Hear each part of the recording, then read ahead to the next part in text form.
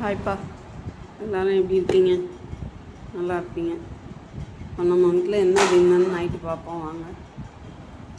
சுட சுட இட்லி பாருங்க எப்படி இருக்குன்னு. சாஃப்டாக இருக்குது, மல்லிகைப்பூ மாதிரி. இது வந்து காலிஃப்ளவர், கேரட்டு, பீன்ஸு, பட்டாணி எல்லாம் போட்டு குருமாப்பா.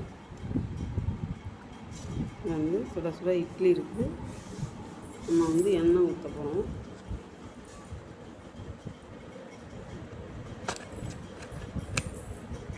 வந்து புட்டு வச்சுட்டு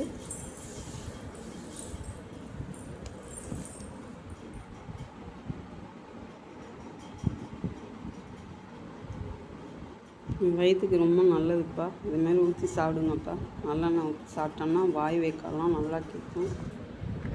வாரத்தில் ஒரு நாள் 2 நாள் இட்லி வைக்கல இதேமாரி சாப்பிட்டீங்கன்னா வாய் புண்ணெல்லாம் ஆற்றும். நீங்களும் சாப்பிட்டு பாருங்கள்.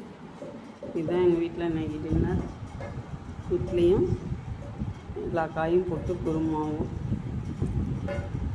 குருமா வந்து எல்லாத்துக்குமே தொட்டுக்கலாம்ப்பா. இட்லிக்கு, தோசைக்கு, சப்பாத்திக்கு. மதியானம் வந்து சாதத்துக்கு கூட இந்த குருமா வச்சுக்கலாம். சூப்பராக இருக்கும்ப்பா. வாங்கப்பா, எல்லோரும் சாப்பிடலாம். வாழ்க வளமுடன்.